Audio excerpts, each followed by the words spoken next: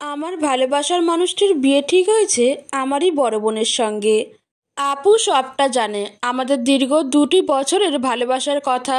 আমাদের প্রতিটি মুহূর্তের সাক্ষী তো আপুই ছিল। তারপরও সে এই বিয়েতে কিভাবে মত দিল জানা নেই। আর দিগন্ত, ওই বা কিভাবে মত দিল? আমি কোনোভাবেই মানতে পারছি না ব্যাপারটা, কোনোভাবেই না। আমার জায়গায় অন্য কেউ থাকলে কি মানতে পারতো? যার পাশে নিজেকে দেখতে চেয়েছি সবসময়, তার পাশে বড় বোনকে কিভাবে সহ্য করব আমি? কিভাবে তাকে ডাকবো দুলাভাই বলে? আমার জিভ দিয়ে এই শব্দ উচ্চারণ করা সম্ভব না, কখনো না। আপুর পা ধরে তাকে বুঝালাম, মানা করে দিতে। বিনিময়ে উত্তর পেলাম, আমার হাতে কিছু নেই। বাবাকে গিয়ে বলতে পারলে বল। বাবাকে জমের মতো ভয় করি আমি, তাকে কোনো দিন বলতে পারবো না। আপু জানে এটা, জেনেই এই কথা বলছে। নিজেকে উদ্ভ্রান্তের ন্যায় লাগছে। পাগলের মতো মাকে গিয়ে বলছি, কেঁদেছি, অনুরোধ করেছি, আমার জীবনটা কেড়ে নিও না মা তোমরা। মা শোনেননি, বরং মেরেছেন, লুকিয়ে প্রেম করেছে বলে। আমার আশেপাশে কেউ নেই, কোনো সাপোর্ট নেই। যাদেরকে আপনজন ভাবতাম, তারাই আমার বুকে ছুরির আঘাতটা করলো। আর যাকে নিজের জীবন ভাবতাম, সে আমার নিঃশ্বাসটুকু কেড়ে নিল। এখন আর বেঁচে থেকে লাভ কি? আপুর সঙ্গে তাকে কখনো মেলাতে পারবো না, সহ্য করতে পারবো না। তাই আমি চলে যাচ্ছি চুপচাপ। সবাই ভালো থাকুক। 30 টাকার দিস্তা কাগজ দিয়ে খাতা বানিয়ে আজীবন কাল ব্যবহার করে এসেছে ফাগুন। আজকেও সেই দিস্তা খাতাতেই ব্যবহার করলো নিজের ভেতরের কথাগুলো লিখবার জন্য। গত 4 দিন ধরেই তার মাথায় মৃত্যুর মতো বড় চিন্তাটি জেঁকে বসেছে। যে জীবনে দিগন্ত নেই, সে জীবন রেখে লাভ নেই, এমনই স্লোগানে মুখরিত মন প্রাঙ্গণ। বাবা মা বড় আপুর মুখের দিকে তাকিয়ে নিজেকে সামলানোর বৃথা চেষ্টা করেছে, তবুও পারেনি। যারা পাশে থাকবার কথা ছিল, তারা নেই। নিজ নিজ স্বার্থসিদ্ধি লাভ করবার জন্য উন্মুখ সকলেই। কেউ একটিবারও ফাগুনের মনের মধ্যে চলা ঝড়ের গতিবেগ উপলব্ধি করতে পারল না। আর কাউকে বোঝানোর দরকার নেই। ওকেই যখন এত ঝামেলা, তখন ওই চলে যাবে। এর চেয়ে ভালো সমাধান ওর ডিকশনারিতে অন্যটি নেই। খুঁজে খুঁজে তেলেপোকা মারার ওষুধ নিয়ে এসেছে ফাগুন। তোষকের তলায় লুকিয়ে রাখা আছে। প্রথমে গলায় ফাঁস দিতে চেয়েছিল, কিন্তু সাহসে কুলোয়নি। গুগলে সার্চ করে যতগুলো সুসাইড করার উপায় জেনেছে, তার মধ্যে বিষ পান করেই মৃত্যু সহজে সবচেয়ে। খাবে, তারপর চুপচাপ শুয়ে থাকবে। দিগন্তের ছবিখানা বুকে জড়িয়ে আস্তে আস্তে ঘুমের দেশে তলিয়ে যাবে। আর কোনোদিন সে ঘুম ভাঙবে না। এমন কঠিন মুহূর্তে এসেও ফাগুন নিজের বুদ্ধির তারিফ করতে ভুলল না। এত বুদ্ধিমতী কাউকে পেয়েও হারাতে চলেছে দিগন্ত, এই নিয়ে আফসোসও করল ক্ষণকাল। এরপর কাঙ্ক্ষিত মুহূর্তটি। নীলুফার রান্না করছিল, তার কপালে ঈষৎ কুঁচকানো। ফাগুন পা টিপে টিপে রান্নাঘরে উঁকি মারল। একবার মাকে দেখেই চলে যাবে, এটাই শেষ দেখা। কিন্তু নীলুফা তাকে দেখে ফেললেন। গলায় বিরক্তি এবং রাগ মিশিয়ে গাঁক গাঁক করে চেঁচালেন, আমাকে একটু সাহায্য তো করতে পারিস নাকি? আমি একা কদিক সামলাবো। আজকের বিকেলে ও বাড়ি থেকে লোক আসবে আংটি পরাতে। সেই আয়োজন কিছুই হয়নি। এত বড় শেয়ানা মেয়ে, অথচ কাজের বেলায় খুঁজে পাওয়া যায় না। চোখে মুখের অবস্থা দেখো, বিরয়ে একেবারে মরে যাচ্ছে। অন্য সময় চোখে জল চলে এলেও আজ ফাগুন স্থির। মোটেও মন খারাপ করলো না, বরং খারাপ লাগলো এই ভেবে, সে চলে গেলে এই বকাগুলো আর কোনোদিন শোনা হবে না। মৃত্যুর পর কি হবে তার? আর কোনোদিন কি পরিবারের দেখা পাবে? মায়ের রাগ, বাবার বিরক্তি, আপুর বাঁকা চোখের চাউনি, সব কিছুকে মিস করবে সে। সবচেয়ে বেশি মিস করবে ওকে। ও যে ফাগুনের প্রাণ ছিল। ওর নিঃশ্বাসে যে ফাগুনকে আরেকটি সকাল দেখার জন্য উৎসাহী করে তুলতো। মানুষ নেশা করলে যেমন পাগল হয়ে থাকে নেশার জন্য, তেমনই দিগন্তের জন্য সবসময় পাগল হয়ে থাকতো ফাগুনও। দিগন্ত ওর নেশা, ওর সব কিছু। ভাষায় প্রকাশের সাধ্য নেই। সেই নেশা কেটে যাচ্ছে, অথচ ফাগুন সবসময় ওর নেশাতেই ডুবে থাকতে চেয়েছিল। দিগন্তের সাথে ওর জীবনটা সামাজিকভাবে জুড়ে দিলে খুব কি ক্ষতি হতো? ফাগুন একটিও কথা না বলে চুপচাপ নিজের ঘরে চলে আসে। বাবা, আপু, কাউকে দেখতে ইচ্ছা করছে না। তাদের প্রতি এতটাই বিতৃষ্ণা জমে গেছে যে মৃত্যুর সময়টাতেও তাদের ছায়া মারাতে ইচ্ছা করে না। এই বিতৃষ্ণার পেছনের কারণটা কি দিগন্তকে হারানো, নাকি অন্য কিছুও আছে? না, আর যে ভাবা যাচ্ছে না। যত ভাবছে ততই অতীতের দিনগুলো মনে পড়ে যাচ্ছে। দিগন্তের গম্ভীর পুরুষালী কণ্ঠস্বর, ওর ঠোঁটের উপর বাঁকা কাটা দাগ, দুগালে ডিম্পেলের সবকিছু আঁকি পল্লব দাপিয়ে বেড়াচ্ছে। ফাগুন তোষক তুলে ওষুধগুলো বের করলো, চোখটা বন্ধ করে একশ্বাসে সবগুলো ওষুধ পেটে চালান করে দিল পানি দিয়ে। তারপর নিঃশ্বাস ছাড়লো। একটু বমির মতো পেলেও নিজেকে সামলে বিছানায় চুপ করে শুয়ে পড়ল সে। হাতের মুঠোয় দিগন্তের ছবি, যেটা চুরি করে রেখেছিল একদিন, যেটা দেখে দেখে অনেক রাত পার করেছে সে, যেটাতে অজস্র চুমুর ছোঁয়া। যেই ছবিখানা চোখের সামনে তুলে ধরতেই গরম বাড়িপাত বর্ষিত হলো। দু চোখ জড়িয়ে তেল চিটচিটে তুলতুলে গাল দুখানা ছুঁয়ে গেল তার। মরতে কতক্ষণ লাগবে কে জানে, চোখ জোড়া ভারী ভারী লাগছে। জীবনের শেষ সময়টুকু দিগন্তের স্মৃতিচারণ করে কাটানো যাক। অতীত, ঘন বর্ষার বিকেল, 3 দিন যাবৎ থেমে থেমে বৃষ্টি পড়ছে। ফাগুনের বৃষ্টি ভালো লাগে, কিন্তু এতটাও না। বিকেলবেলায় মরা রোদের আলোয় নিজেকে রাঙাতে না পারলে দিনটাই কেমন যেন মরা মরা লাগে। বৃষ্টির কারণে ছাদেও ওঠা হচ্ছে না, যাচ্ছে তাই অবস্থা। বিছানায় শুয়ে শুয়ে তাই আপন মনে বই পড়ে যাচ্ছিল সে। কোনো একাডেমিক বই নয়, উপন্যাসের বই। কঠিন প্রেমের গল্প। পড়তে পড়তে কখনো বা লজ্জায় লাল হয়ে যাচ্ছে, কখনো বা অদ্ভুত শিহরণে কাঁপছে গোটা শরীর। একটা জায়গা পরে জিভ কামড়ে ফাগুন ভাবল, এরকম কঠিন ভালোবাসা তার জীবনে এলে মন্দ হয় না। জীবনে বৈচিত্র্য থাকা চাই। নীলুফার ঝাড়ু হাতে ঘরে ঢুকলেন।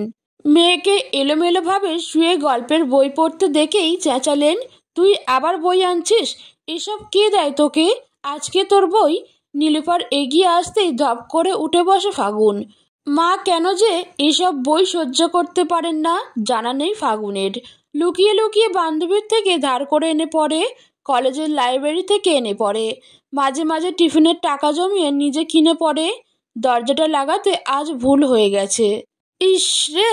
মায়ের চিৎকার ঠেলায় ঘরে থাকা দায়। বই হাতেই ফাগুন ছাদে এলো তাই। ছাদে পা রাখবে অমনি ঝুপুত করে বৃষ্টির আগমন। কি ঘন বর্ষার জল, ঠান্ডা বাতাস। ফাগুনের মন খারাপ ভাব উড়িয়ে নিয়ে গেল।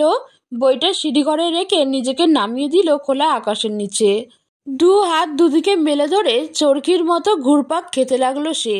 খেয়ালই করল না একজোড়া জলজল করতে থাকা চোখ তাকে দেখছে। ক্ষণিকের নীরবতা।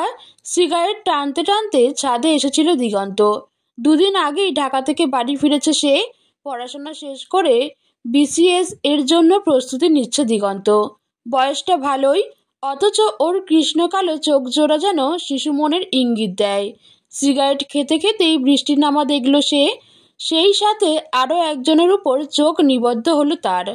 পাশের বাসার ছাদের উপরে হুট করে নেমে আসা আসমানের পরি যেন 2 হাত দুদিকে মেলে যখন আকাশ পানে মুখ তার, দিগন্ত খুব করে তার চেহারাটা দেখার জন্য উকিঝুঁকি পেরেছে। অবশেষে যখন তাকালেন, দ্রুত চোখ জোড়া নামিয়ে নিল সে। অমন সুন্দর চাউনির দিকে বেশিক্ষণ তাকিয়ে থাকা যায় না, মাথা ঘোরায় যে। আসমানি পরিটাকে দেখতে গিয়ে নিজেও যে ভিজেছে এতক্ষণ দিগন্তের খেয়ালই হয়নি। চোখ নামিয়ে নেওয়াতে সে অবাক হয়ে দেখল ভিজে জুবজুবে অবস্থা।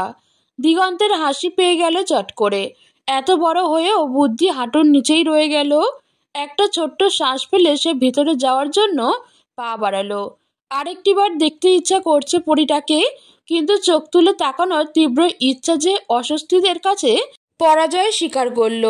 পরিটা তখনও যে তাকে দেখে যাচ্ছে সেটা না তাকিয়েও বুঝতে পারল। চুপচাপ সরে যাওয়াই শ্রেয়। কিন্তু 3 কদম হেঁটে গিয়ে থমকে দাঁড়াতে হলো তাকে। সে দাঁড়ায়নি। অচেনা কিন্তু পরিচিত কণ্ঠস্বর তার পা জোড়াকে থামিয়ে দিয়েছে। এই মিস্টার, আমাকে লুকিয়ে লুকিয়ে দেখছিলেন কেন? অদ্ভুত প্রশ্ন। দিগন্ত তো খোলা আকাশের নিচে দাঁড়িয়ে বৃষ্টিতে ভিজতে ভিজতে ওকে দেখছে। এটা সাক্ষ্য দেবে আকাশ, বাতাস, গাছগুলো, বৃষ্টির বড় বড় ফোঁটাগুলো। অথচ পরিটা বলছে ওকে লুকিয়ে দেখছে দিগন্ত। হুশ! দিগন্তর ঠোঁটে হাসি, একটা নাই নাই হাসি। বাইরে থেকে সে চিরগম্ভীর গাম্ভীর্য বজায় রেখে জবাব দিল, মিথ্যে বলবেন না ম্যাডাম, আমি মোটেও লুকিয়ে লুকিয়ে দেখিনি আপনাকে। ভড়কে গেল অপরপক্ষ। কেমন ড্যাব ড্যাব করে চেয়ে আছে দেখো। লজ্জা পেল দিগন্ত। দ্রুত চোখ সরিয়ে অন্যত্র তাকালো। বৃষ্টির বেগ কমে এসেছে একেবারেই। গুড়ি গুড়ি ফোঁটা পড়ছে এখন। আকাশ ঝকঝক করছে। আকাশের সমস্ত কালি ধুয়ে মুছে সাফ হয়ে গেছে। দূরে কোথাও বাজ পড়ার বিন্দুমাত্র চিহ্ন নেই। পরীটা খালি চুপ থেকে কি অমন দেখছে তার দিকে। দিগন্তের বুক দুরুদুরু। জীবনে প্রথম কোনো মেয়ের সামনে এতটা নার্ভাস লাগছে তার। ভারী অদ্ভুত। সবসময় আত্মবিশ্বাসী থাকা ছেলেটা হঠাৎ পরিবর্তন হয়ে গেল কেন? কোথায় চলে গেল সব আত্মবিশ্বাস? কে নিয়েছে কেড়ে? পরীটা? দিগন্ত বুক দুরুদুরু নিয়েই তাকালো এবং অবাক হয়ে লক্ষ্য করলো পরীটা এগিয়ে এসেছে একদম ছাদের কিনারে। তার হাত দুটো চ্যাপ্টা রেলিংয়ের উপর রাখা। উৎসুক মুখটাই শত শত পানির ছিটা। সৌন্দর্য পবিত্র হয়, একেই বুঝি বলে পবিত্র সুন্দর। দিগন্ত নিজের অজান্তে 2 পা এগিয়ে গেল। আশ্চর্য, তার কর্মকাণ্ড সে কিছুই টের পাচ্ছে না। সমস্ত চিন্তা চেতনা বোধও বাক্যে গায়েব করে দিল। এই বয়সেও এতটা আবেগী মন! ইস রে, তার মানে আপনি আমাকে লুকিয়ে লুকিয়ে দেখছিলেন না? ঠোঁট ভাঙালো ফাগুন। ভিজে যাওয়া গলাটি তরঙ্গের সৃষ্টি করলো। সেই তরঙ্গ ধীরে ধীরে মিশে যেতে লাগলো দিগন্তের বুকে। গভীর থেকে গভীরে। দুদিকে মাথা নাড়িয়ে প্রত্যুত্তর করলো সে, আমি কাউকে লুকিয়ে লুকিয়ে দেখিনি। যেন সব বুঝে গেছে এমন ভঙ্গিতে মাথা দুলিয়ে দুলিয়ে নাটকীয় ভঙ্গিমায় ফাগুনের ফের প্রশ্নবান। আচ্ছা, তার মানে আপনিই ইচ্ছা করে অমন হাবাইত্তার মতো দেখছিলেন আমাকে? হাঁ করে।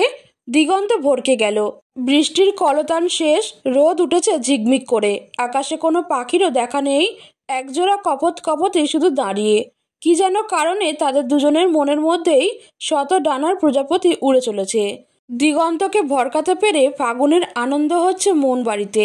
সে নিচু হয়ে ঠোঁট টিপে হাসি আটকানোর চেষ্টা করলো। তবুও দিগন্তের চোখের কার্নিশে সেই হাসি ধরা পড়ে গেল খুব সহজেই। তার অন্তর নেচে উঠল। মেয়েটা তাহলে ইচ্ছে করেই এমন করেছে। কোনো সত্যিকারের রাগ বা বিরক্তি নয়, সবটাই মেকি। আচ্ছা। দিগন্ত এক হাতের উপর আরেক হাত ভাঁজ করে রেখে নির্বিকার স্বরে জবাব দিল, হ্যাঁ দেখছিলাম। হাবাইত্তার মতো হাঁ করেই দেখছিলাম। এর আগে কখনো পরি দেখিনি তো, তাই। সস্তা ফ্ল্যাট ফাগুনকে বিব্রত করে তুলল এবার। এ যেন শীতল স্নায়ুযুদ্ধ দুজনার। এ যেন না বলা ডিবেট। দুজনকেই জিততে হবে। প্রতিপক্ষকে ঘায়েল করতে হবে। কথার বাণে দুজনেই মরিয়া হয়ে উঠেছে। ফাগুনের এর পরের বাক্যবান কি হতে পারে তা জানার জন্য তীক্ষ্ণ নজর তাক করে রেখেছে দিগন্ত। মনের মধ্যে শত কথার মেলা। কোনোভাবেই এই মেয়েকে জিততে দেওয়া চলবে না।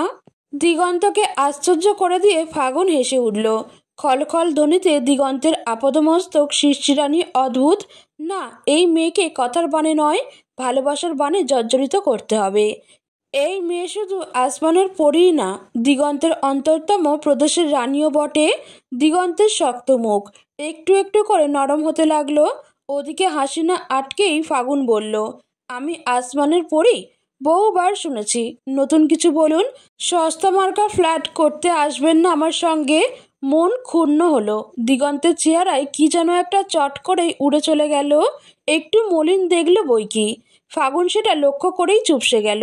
এভাবে বলাটা উচিত হয়নি। উনি কি কষ্ট পেলেন?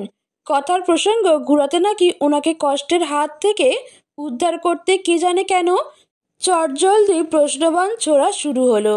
আপনাকে এর আগে তো দেখিনি এই বাসায়, নতুন? একটু স্বস্তি মিলল যেন। তবুও চেহারার সেই পূর্বের উজ্জ্বলতা ফিরে এলো না।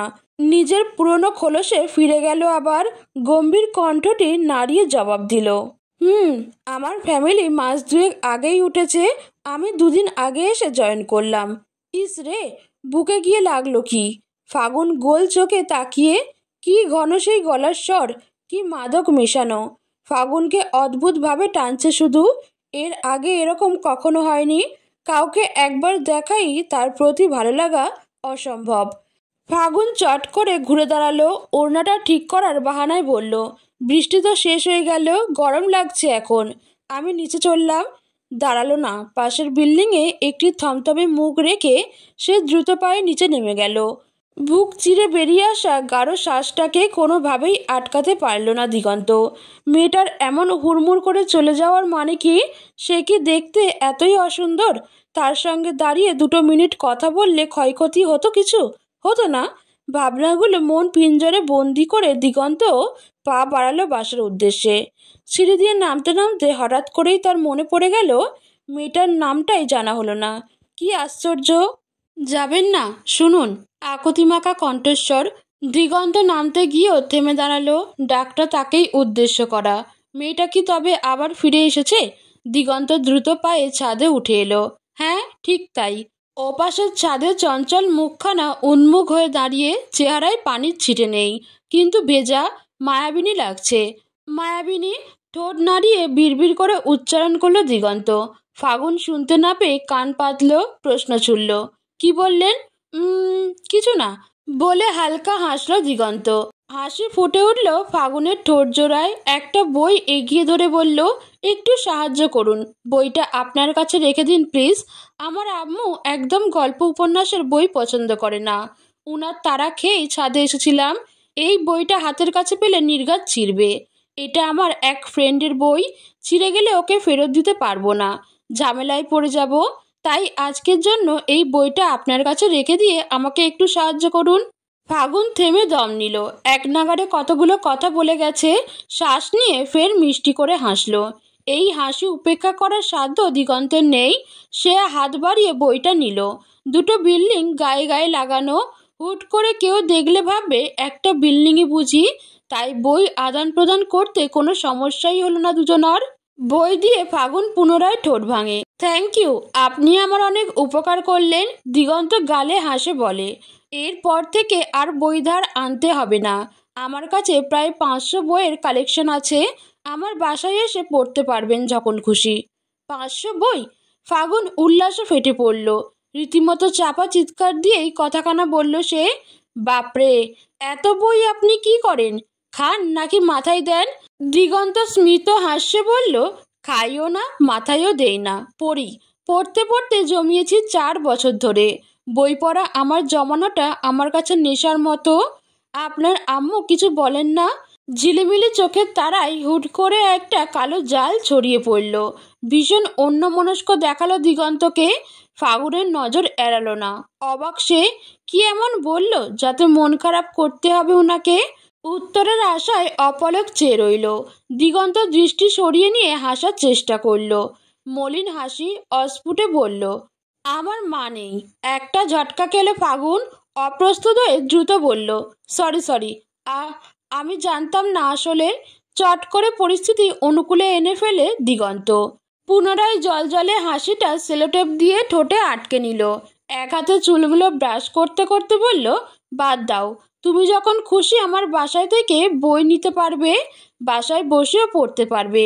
আমি আর আব্বা আমরা দুজনেই বাসার সদস্য। আর আছে জামিলা বিবি। মা চলে যাওয়ার পর থেকেই বাসায় লিখিত অলিখিত সমস্ত দায়িত্ব তার হাতে। তাই ভেবো না একা ফ্ল্যাটে ডেকে। দিগন্ত কথার মাঝখানেই উচ্চ শব্দে হেসে ওঠে। ফাগুন ভ্রু কুঁচকালো, তেজি গলায় বলল, ছি, আপনি কত নেগেটিভ। আমি মোটেও উল্টোপাল্টা কিছু ভাবিনি। আমি যাব না আপনার বাসায়, আর না আপনার থেকে বই আনবো। যান। আচ্ছা, সরি। আমি বলে কানে আঙুল চেপে নাটকীয় ভঙ্গিতে দুঃখী দুঃখী চেহারায় করে তাকালো দিগন্ত। ফাগুনের কুচকানো কপাল মসৃণ হয়ে উঠে হাসি পেয়ে গেল তার। কত বড় মানুষ, অথচ স্বভাব দেখো একদম বাচ্চা। ফাগুন বলল, আমি আগামীকাল সকালে কলেজ যাওয়ার সময় আপনার থেকে বইটা নিব। আপনি একটু কষ্ট করে 8টার সময় বাসার গেটে দাঁড়াতে পারবেন? পারবো। একদম 8টার সময়ই থাকবো। চিন্তা করো না। ওকে। কথার প্রায় শেষের দিকে দিগন্ত হুট করে মাথায় এলো সে আপনি থেকে তুমিতে নেমে গিয়েছে। ফাগুন কি উল্টোপাল্টা কিছু ভাবছে বা মাইন্ড করছে? করেনি। করলে দিগন্তের সাথে সুন্দরভাবে কথা নিশ্চয়ই বলতো না। ফাগুন কত ছোট? আচ্ছা, ফাগুনের বয়স কত হবে? 16-17? উনার 27। যদি 17 হয় তাহলে পাক্কা 10 বছরের ছোট বড়। বাপরে, লম্বা ডিস্টেন্স। দিগন্তকে হাবাতের মতো তাকিয়ে থাকতে দেখে ফাগুন তুড়ি মেরে উঠল, ডেকে বলল, এই যে মিস্টার, কি ভাবছেন? সম্বিত ফিরে দিগন্ত তড়িঘড়ি করে জবাব দেয়, ভাবছি তোমার নাম। কি নাম তোমার? সেটাই তো জানা হলো না। ও, আমার নাম ফাগুন। আর আপনার? ফাগুন অস্ফুটে উচ্চারণ করে দিগন্ত। ফাগুন মাথা দুদিকে নাড়িয়ে বলল, ফাগুন। কেন? না, এমনি, আমার নাম দিগন্ত। আজ থেকে আমরা ফ্রেন্ডস। বলে একটা হাত বাড়িয়ে ধরল দিগন্ত, উদ্দেশ্য হ্যান্ডশেক করা। ফাগুন মিটিমিটি চোখে চেয়ে রইল অবাক বিস্ময় নিয়ে। এত বড় বুড়ো ছেলে, সে কিনা পুচকে মেয়েটার বন্ধুত্বের অফার দিচ্ছে। কেন রে, তোর কি বন্ধুর এতই অভাব যে ফাগুনকেও বন্ধু বানাতে হবে? ফাগুনকে অন্য কিছু বানানো যায় না বুঝি? মনে মনে বলে চলা কথাগুলো ফাগুনের অন্তর কাঁপিয়ে তোলে। ছি ছি, কতটা গভীর পর্যন্ত ভেবে ফেলেছে সে। এর আগে কখনো কাউকে দেখে এত কিছু ভাবনা মাথায় আসেনি তো। তাহলে আজ কেন? একে দেখেই কেন? তার ঘন গলার স্বর, নাকি মাদক ভরা চাউনি, নাকি টোল পড়া হাসি? কোনটা ফাগুনের আকর্ষণ করছে? ফাগুন নিচের দিকে তাকিয়ে একটা হাত বাড়িয়ে ধরল, দিগন্তের হাত ধরল না। লজ্জা লাগছে। ফাগুনের মনের অবস্থা বুঝতে পেরে দিগন্তই হাত বাড়ালো আরও। ফাগুনের তুলতুলে নরম হাতটা হাতের মুঠোয় নিতেই একটা শিরশিরে অনুভূতি হলো। কি নরম, পেলব, মকমলের মতো। দিগন্তের হাতের তুলনায় ফাগুনের হাত খুব ছোট, বাচ্চা বাচ্চা। দিগন্তের চট করে হাসি পেয়ে গেল। এরকম একটা বাচ্চা বন্ধু থাকলে মন্দ হয় না। তার বয়স হয়েছে তো কি হয়েছে, মনটা তো এখনো যৌবনেই আটকে।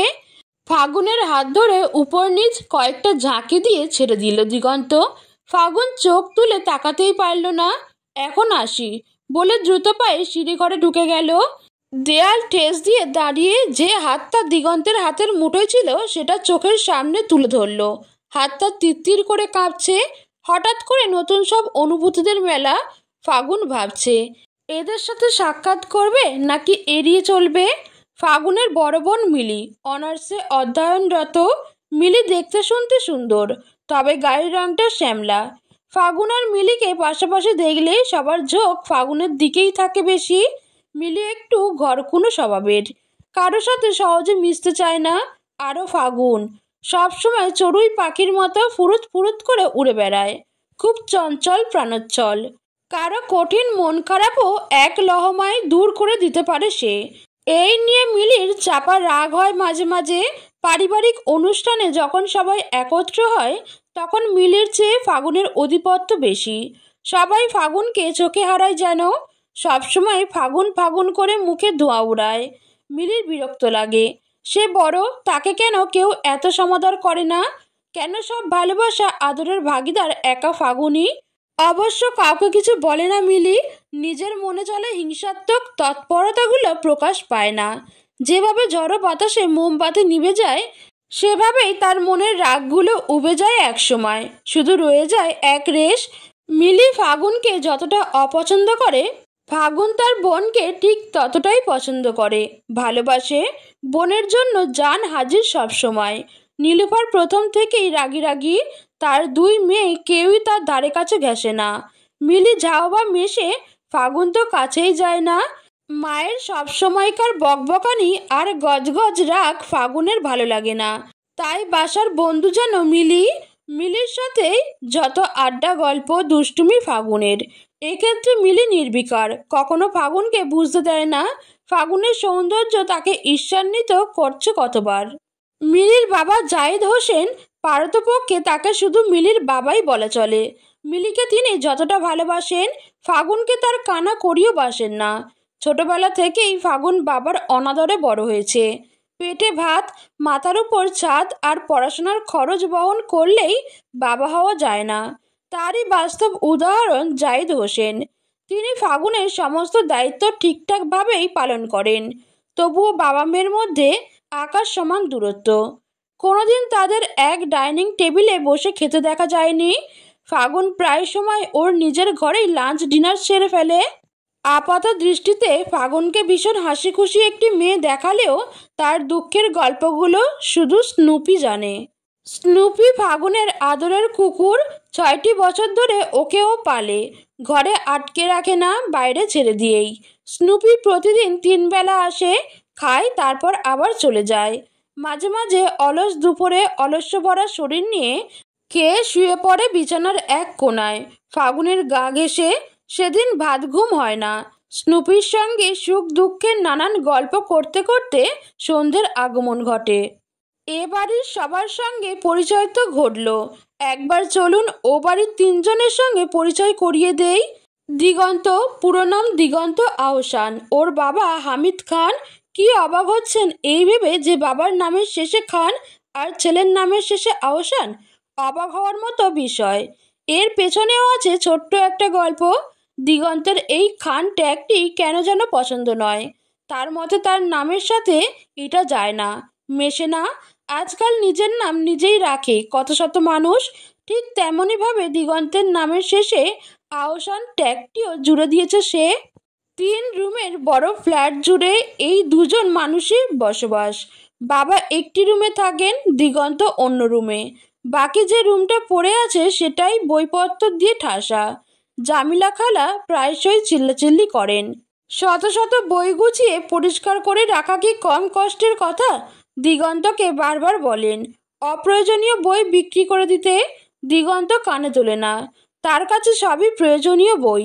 ফাগুন আর বাবার মধ্যে সম্পর্ক যেমন খাপছাড়া ছন্নছাড়া, দিগন্ত আর ওর বাবার মধ্যে সম্পর্ক ততটাই মধুর, বন্ধুসুলভ। বাবা ছেলের কলতানে ঘর মুখরিত থাকে সবসময়। এ যেন 2 বন্ধু যাদের বয়সটা শুধু উঁচু নিচু, মনের দিক দিয়ে দুজনেই একই সমান। জামিলা খালা তো প্রায় বলেন আফাই গেছে ভালো হয়েছে, বাইচা থাকলে আফনেগো ফাগলামি দেইকা এমনই স্ট্রোক খাইতো। খালার কথা শুনে বাবা ছেলে দুজনেই হাহা করে হেসে ওঠেন। জামিলা খালা যার পরনায় বিরক্ত হয়ে রান্নাঘরে চলে যান। রাত গাঢ় হচ্ছে ধীরে ধীরে।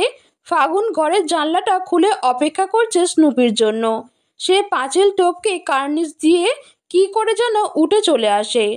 একটা পুরনো প্লেটে কিছু ভাত ডাল দিয়ে মাখানো, স্নুপির জন্য রেখে দিয়েছে ঢেকে, এলেই খেতে দেবে। খোলা জানলা দিয়েই রাতের আকাশ দেখছে ফাগুন। মাঝে মাঝে হয় না, কোনো কারণ ছাড়াই মনটা বিষণ্ণতায় ডুবে যায়। ফাগুনের মনটাও আজ আঁধারে ঢাকা। কোনো কারণ নেই, তবুও কান্না পাচ্ছে। অদ্ভুত কাণ্ড। ফাগুন নিজেই নিজের মুড সুইং দেখে অবাক হয় মাঝে মাঝে। একটা মানুষ সেকেন্ডে সেকেন্ডে এত পরিবর্তন হতে পারে কি করে? ওফো, শব্দ হলো, যার অর্থ সরে দাঁড়াও, আমাকে ভেতরে আসতে দাও। ফাগুন মুচকি হেসে সরে দাঁড়াতেই মোটাসোটা বাদামি শরীরখানা নিয়ে জাম্প করে ভেতরে ঢুকলো স্নুপি। সে জানে কোথায় তার খাবার রাখা হয়। সেখানে গিয়ে মুখ দিয়ে ঠেলে ঢাকনা সরিয়ে খেতে লাগলো আপন মনে। ফাগুন ধীর পায়ে কাছে এসে 1 হাঁটু উঁচু করে বসলো। স্নুপির নরম পশমি শরীরখানায় আদরে হাত বুলিয়ে দিল। প্রশ্ন করল, আজকে খিদে বেশি লেগেছে বুঝি? ওফো। খাওয়ার মাঝেই মাথা ঝাঁকিয়ে প্রত্যুত্তর করে স্নুপি। ফাগুন খিলখিল করে চাপা স্বরে হেসে উঠল। জোরে হাসলে পাশের ঘর থেকে বাবা শুনতে পেয়ে চিৎকার শুরু করবে। দিনের বেলা বাবা থাকে না বলে যেমন খুশি তেমন উড়া গেলেও রাতের বেলা নিজেকে খোলসে ঢুকিয়ে নেয় সে। বাবার রাগ হয় এমন কাজ বলেও করে না ফাগুন। তবুও বাবার সামনে পড়ে গেলে অহেতুক চিৎকার করে বলবে, সারাদিন শুধু ঘোরাঘুরি, পড়াশোনা নেই। ফাগুন বোঝে না কেন বাবা মিলি আপাকে এত আদর করেন আর তাকে বকেন সারাক্ষণ। মিলি আপার চেয়েও সে সুন্দর, কিন্তু পড়াশোনায় মিলি আপার মতো অতটা ভালো না। এটাই কি তবে বাবার অনাদর পাওয়ার একমাত্র কারণ? ছোট্ট একটা নিঃশ্বাস ছেড়ে ভাবনার লাগাম টেনে ধরে সে। বিছানায় গিয়ে গুটিসুটি পাকিয়ে শুয়ে পড়ল। ক্ষণিক পর গায়ের সঙ্গে আরও একটি শরীর মিশে যেতে দেখে বুঝলো স্নুপি আজ কোথাও যাবে না, রাতটা ওর সাথেই কাটাবে। ফাগুনের আনন্দ হয়, গল্প করার সাথী পাওয়া গেছে। মিলিয়াপা আলাদা ঘরে থাকেন, মাঝরাত অবধি পড়ে, বেলা করে ঘুম থেকে ওঠেন। বাবা কত প্রশংসা করে। ফাগুন ওর ঘরে শুলে নাকি ওর পড়া হয় না, তাই স্টোর রুম জাতীয় ছোট্ট একটা রুমটা ফাগুনের ভাগ্যে পড়েছে। ফাগুনের অবশ্য তাতে মন খারাপ নেই, থাকার জন্য একটা আলাদা ঘর পাওয়া গেছে, এটাই তো বড্ড বেশি। হ্যাঁ রে স্নুপি, তুই রোজ ওই শুটকিটার সাথে কি করিস? আমি কিন্তু ছাদ থেকে সবই দেখি। কপট রাগ নিয়ে প্রশ্নখানা ছুটতেই বিশ্বস্ত প্রাণীটা মুখ গুজে দেয় ফাগুনের কোলের ভিতর, যেন লজ্জা পেয়েছে, মাপ চাচ্ছে। ফাগুন ঠোঁটে হাসে, স্নুপির পেটের উপর হাত বুলাতে বুলাতে বলল, আজকে নতুন একজনকে সাথে পরিচয় হয়েছে জানিস? উনার নাম দিগন্ত, পাশের বাড়িতেই থাকে, আমার চেয়ে অনেক বড়, লম্বা, গায়ের রংটা তামাটে, কিন্তু ওনার চোখ দুটো ভীষণ সুন্দর, আর গলার স্বর, উফ, এত ঘন কণ্ঠস্বর আমি এর আগে শুনিনি রে স্নুপি। উনার সাথে কথা হওয়ার পর থেকেই আমার পেটের ভেতর বুদবুদ করে কি যেন, খালি মনে হয় উনি আমার আশেপাশেই আছেন, দেখছেন। এমন কেন হয় রে স্নুপি? তুই জানিস কিছু? স্নুপি জবাব দেয় না। ওফ, জাতীয় কিছু উচ্চারণও করে না। হয়তো ও জানে না এরকম হওয়ার কারণ কি। ফাগুন একা একাই বকে যায়। ঘড়ির কাঁটা কখন যে 11টা ছাড়ায় টেরও পাওয়া যায় না। এক সময় স্নুপির গভীর শ্বাস পড়ে। ও ঘুমিয়ে গেছে বুঝতে পেরে ফাগুনও ঘুমিয়ে পড়ে, আলতো হাতে ওকে জড়িয়ে। সকাল 7:30। ফাগুন দাঁড়িয়ে আছে দিগন্তের বাসার সামনে। মেইন গেটে 8টার সময় আসতে বলেছিল উনাকে, অথচ নিজেই আগে আগে এসে দাঁড়িয়ে আছে। উনি নিশ্চয়ই 8টার সময়ই আসবে। এই আধ ঘন্টা এভাবে দাঁড়িয়ে থাকবে তাহলে? ভোরে উঠে নিজের জন্য টিফিন তৈরি করে বেরিয়ে পড়তে খুব একটা সময় লাগেনি। যদি বুঝতো এখন 7:30 বাজে, তাহলে আরও আধা ঘন্টা পর বের হতো। এখন তো ফিরেও যাওয়া যাবে না, মা সন্দেহ করবে। আবার এখানে দাঁড়িয়েও থাকা যাচ্ছে না। বাবা 8:30টার দিকে অফিসে যান। কোনো কারণে আজ যদি আগেভাগে বের হয়, দেখেন ফাগুন দাঁড়িয়ে আছে, কলেজ না গিয়ে, তবে খুন করে ফেলতে পারেন। বাবাকে জমের মতো ভয় করে সে। দাঁত দিয়ে নখ খুঁড়তে খুঁড়তে উপায়ন্তর না পেয়ে দরজার ভেতরে ঢুকে পড়ে ফাগুন। অনেকক্ষণ যাবৎ ভেতর থেকে দারোয়ান বেটাটাও ওকেই ফলো করছিল। এবার ঢুকতে দেখে তিনি হুড়মুড়িয়ে এগিয়ে আসেন, সন্দেহ নিয়ে তাকান, কপাল কুঁচকে জানতে চাইলেন, কারে চান? মানে, গলার স্বর বুঝে আসে ফাগুনের। এখানে দাঁড়িয়ে কিছুক্ষণ অপেক্ষা করা গেলে ভালো হতো, কিন্তু দারোয়ানের হাবভাব দেখে বোঝা যাচ্ছে সে কিছুতেই দাঁড়াতে দিবে না বেশিক্ষণ। ফাগুন বলল, দিগন্ত ভাইয়াকে। কত নম্বর ফ্ল্যাটে থাকেন তা তো জানি না। উনার কাছে আমার একটা বই আছে, সেটা নিতেই। সন্দেহ দূর হলো না দারোয়ানের চোখ থেকে। তিনি বললেন, যান, বাইরে গিয়ে দাঁড়ান, আমি খবর দিতাছি। অপমানিত বোধ করে ফাগুন, কথা বাড়ালো না, চুপচাপ বাইরে গিয়ে দাঁড়ালো। হাত ঘড়িটায় বারবার তাকাতে তাকাতেই দিগন্ত চলে এলো, একেবারে ঘুম জড়ানো চোখে, শর্টস পরা, উঠেই একটা গেঞ্জি গায়ে গলিয়ে দৌড়ে এসেছেন। নিচে এসে ফাগুনকে দেখে জিভ দিয়ে দাঁত কাটলো সে। বইটা আনতে ভুলে গেছে। সিট। ফাগুন বলল, আসলে আমি বুঝতে পারিনি 7:30 বাজে, একটু আগে ভাগে বেরিয়ে পড়েছিলাম। ইটস ওকে বলে হাত দিয়ে মুখ ডলে সব ঘুম উড়িয়ে দিতে চাইল দিগন্ত। ফাগুন এদিক ওদিক তাকাতকি করে প্রশ্ন ছুড়ল, আমার বইটা?